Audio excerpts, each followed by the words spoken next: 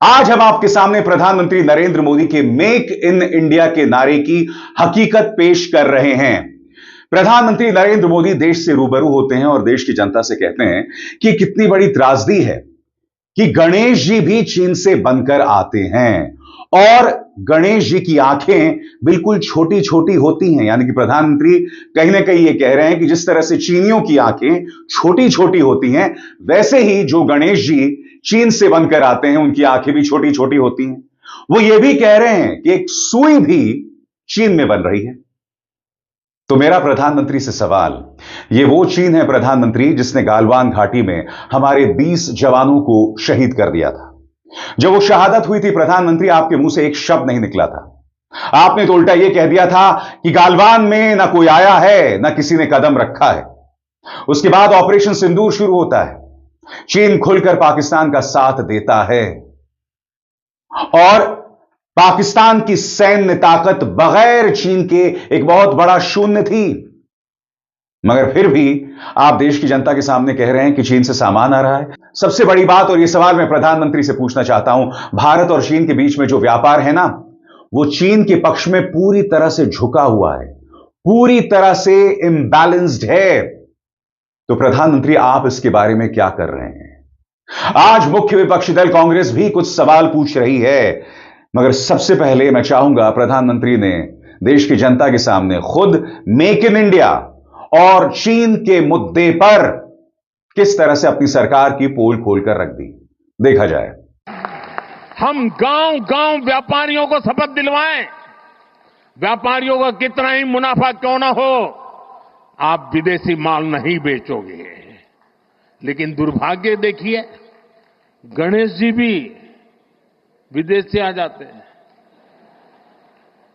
छोटी आंख वाले गणेश जी आएंगे, गणेश जी की आंख भी नहीं खुल रही है। होली होली रंग छिड़कना है, बोले विदेशी। हमें पता था, आप भी अपने घर जाकर के सूची बनाना। सचमुच में ऑपरेशन सिंदूर के लिए एक नागरिक के नाते मुझे एक काम करना है। आप घर में जाकर सूची बनाइए कि आपके घर में 24 घंटे में सुबह से दूसरे दिन सुबह तक कितनी विदेशी चीजों का उपयोग होता है। आपको पता ही नहीं होता है। आप हेयर पिन भी विदेशी उपयोग कर लेते हैं, कंघा भी विदेशी होता है, दांत में लगाने वाली जो पिन होती है वो भी विदेशी घुस गई है, हमें मालूम तक नहीं है, पता ही नहीं है। दोस्तों, देश को अगर बचाना है, देश को बनाना है, देश को बढ़ाना है, तो ऑपरेशन सिंदूर ये सिर्फ सैनिकों के जिम्मे नहीं है। ऑपरेशन सिंदूर 140 करोड़ नागरिकों के जिम्मे है। आज कांग्रेस की प्रवक्ता सुप्रिया सुनेत कुछ सवाल पूछ रही हैं। आपकी स्क्रीन पर एक एक करके एक एक सवाल। पहला सवाल, आप खुद बीएमडब्ल्यू, मर्सिडीज जैसे विदेशी गाड़ियां क्यों इस्तेमाल करते हैं? आप मोब्लैंक का पेन क्यों इस्तेमाल करते हैं? आपकी घड़ी मोवाडो की क्यों है? आपका चश्मा मेबैक और बवलगारी का क्यों होता है? आप एप्पल का फोन क्यों इस्तेमाल करते हैं? आपकी कथनी और करनी में उतना ही अंतर क्यों जितना दिन और रात में? और यहां पर सुप्रिया सुनेत प्रधानमंत्री नरेंद्र मोदी की ये तस्वीरें पेश कर रही हैं जिसमें प्रधानमंत्री विदेशी ब्रांड्स के साथ दिखाई दे रहे हैं। यहां पर कांग्रेस ये सवाल पूछ रही है, कहां गया आपका मेक इन इंडिया का नारा जब खुद प्रधानमंत्री चीनी ब्रांड्स का इस्तेमाल करते हैं? और बात यहां नहीं रुकती, मैं आपका ध्यान दोस्तों एक और चीज की तरफ खींचना चाहूंगा। जैसा कि आप जानते हैं, उत्तर प्रदेश में भारतीय जनता पार्टी की सरकार है, और क्या आप जानते हैं पूरे गाजे बाजे के साथ वहां की सरकार किस बात का ऐलान कर रही है? गौर किया जाए। ये देखिए, चीन की दिग्गज फुटवेयर कंपनियां उत्तर प्रदेश में निवेश करेंगी। यह निवेश कानपुर और आगरा में प्रस्तावित 2 फुटवेयर पार्कों के लिए है। इससे 10 लाख लोगों को रोजगार मिलने का अनुमान है। यह दोहरे मापदंड भाजपा लाती कहां से है? माना यहां पर रोजगार मिलेगा जैसा कि आप दावा कर रहे हैं, हालांकि रोजगार के जितने भी दावे भारतीय जनता पार्टी ने किए हैं सब धराशायी हुए हैं। अब यह जो अखबार की कतरन कहती है, चीन की 7 फुटवेयर कंपनियां यूपी में करेंगी निवेश। प्रश्न यहां है कि आप एक तरफ कहते हैं कि हमारे गणेश जी जो हैं वो चीन से बनकर आते हैं, मगर फिर आपकी अपनी सरकार पूरे गाजे बाजे के साथ चीन के साथ यह ऐलान करती है। सवाल किया जाएगा कि एक ऐसे दौर में जब देश पहलगाम के घाव पर मरहम लगाने की कोशिश कर रहा है, प्रधानमंत्री नरेंद्र मोदी गुजरात में रोड शो करते हैं। और रोड शो तो करते हैं, शीतल कलाठिया और उनके बेटे से मुलाकात तक नहीं करते हैं। मैं फिर आपसे सवाल पूछना चाहता हूं, यहां प्रधानमंत्री किसी लोको इंजन के परियोजना में दिखाई दे रहे हैं। प्रधानमंत्री ये सब कर सकते हैं, मगर शीतल कलाठिया के परिवार से या खुद शीतल कलाठिया से मुलाकात नहीं कर सकते।